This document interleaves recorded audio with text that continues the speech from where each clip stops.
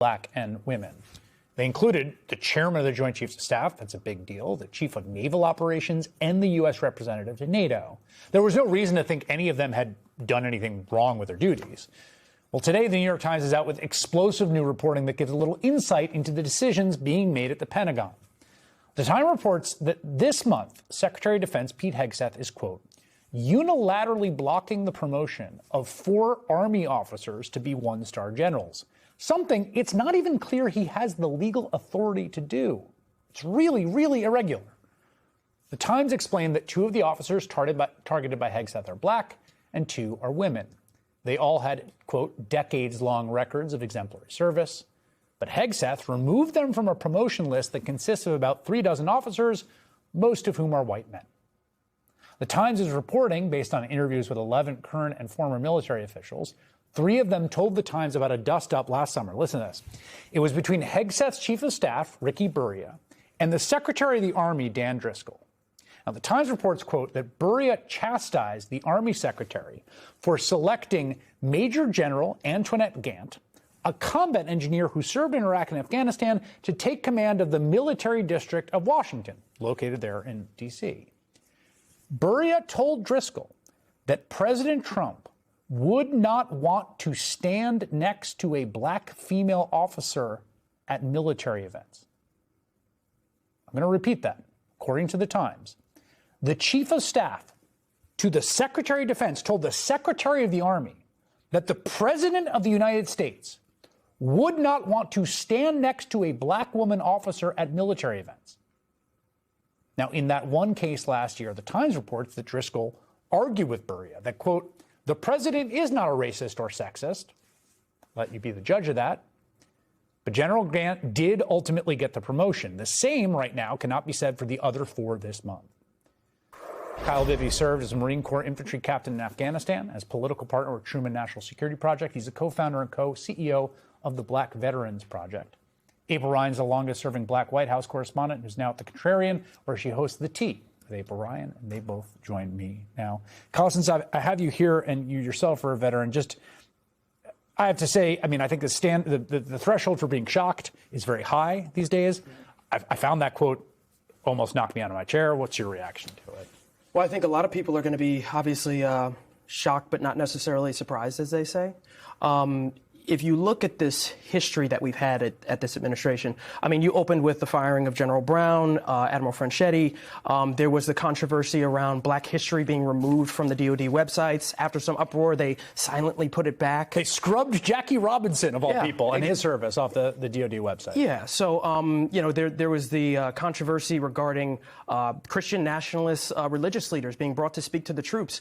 I think that it's a very clear message that's being sent here to service members, to people who maybe are thinking of joining the military, that Black service members are not welcome, that women are not welcome. The rules and changes to expel gay and transgender service members, you know, it is a very clear message that this is a military that's going to be led by a white nationalist movement.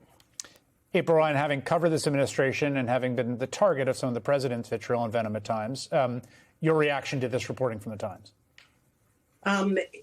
It's great reporting, but there is hypocrisy from this administration.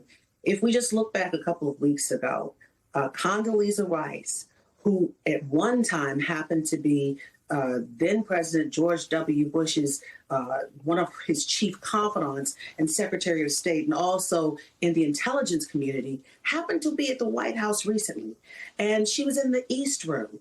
And current President Donald Trump pulled her to the side, and they walked back down the red carpet back to the elevator, and to talk. And this is around the time of the beginning of the war with Iran. So there's hypocrisy there. And then also think about this as Hegseth doesn't want to deal with DEI. Think about who has been in the military from almost the inception of this nation when we were fighting wars. It's enslaved Africans. You cannot erase that history. And Truman was the first president to officially integrate the wars. African Americans have been fighting in U.S. wars since before the Civil War. So they need to get their history right and figure out what they're going to do, because you can't change this history. The facts are the facts. You know, it's striking to me, and I don't want to overstate the case about the U.S. Armed Forces, but it does strike me that in a country that can be very segregated in many ways, if you just look at like the demographics we have in residential segregation and education, that to April's point, you know, it was one of the first institutions to be desegregated in the United States. It was one of the early civil rights fights in the 20th century before the sort of peak of that civil rights, those desegregation fights in the 50s and 60s.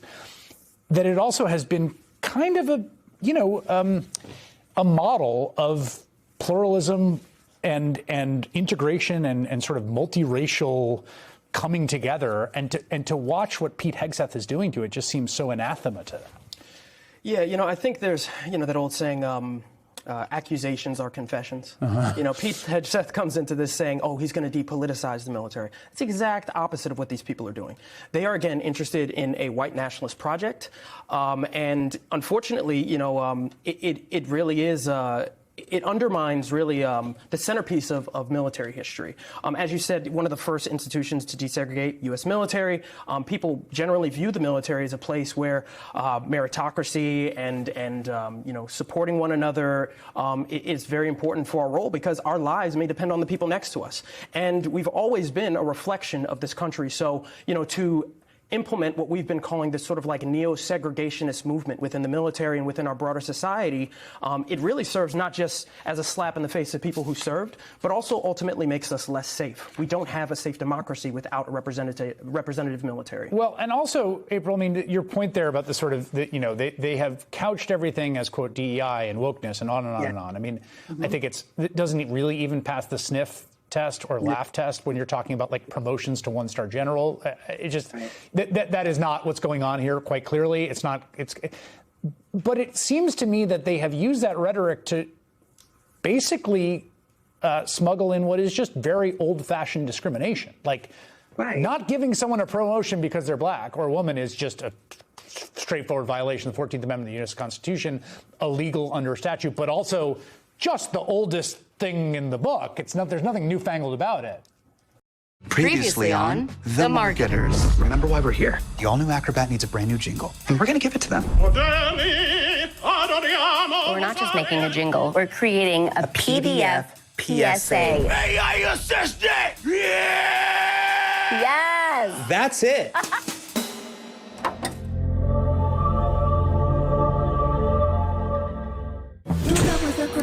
Adobe Thank you. Awesome. That Acrobat jingle changed my life. It's why I'm going into marketing like you instead of starting that charity for puppies. Hey, thank you for living a life of purpose. Patty, would you sign my EP of the jingle? I had my own vinyl pressed. Wow, one of a kind, just like me. Hassan, Patty, there you are. Liam wanted to extend his congratulations to you. He said your work was most impressive. Liam said that? Hot Liam or tall Liam? He also looks forward to hearing how you plan to show off the new Acrobat features in our next campaign. It better be good. Right. Chris, I can't help but think just hours before we go into the No King's Day, this is once again an effort to gin up the base. But I also think about the fact that this is something that can quell the morale or quench the morale, let's say that, of Black service members. What is it? How many, what's the percentage of Black service members in the infantry? About 40%. If I were Black and hear that, I would say, well, why am I here? I can't, there's no room to rise. And I can't also help but think about the late, great General Colin Powell, who believed in affirmative action. He was a Republican. Many Republicans didn't agree, but he understood the basis of what the military was founded on. And he kept promoting that. And then you have Hegseth, who is anti-woke, anti-DEI. This administration is making it clear who they support and who they don't, but they're not standing with what has happened in the Republican Party and what this country has done when it comes to the military. Who would want to support and fight in the military, seriously, when if you are a minority thinking that you have no room to rise to greater heights? Yeah, that point, I mean, we're having this conversation as U.S. members are being deployed, service members are headed to the Gulf for a possible to be sent into a extremely dangerous ground invasion of Iran. And the folks that are on those transports are black and white and Latino and Asian and gay and straight and all the sort of panoply of American life. And this is something they're going to be reading on their phones as they head towards that danger.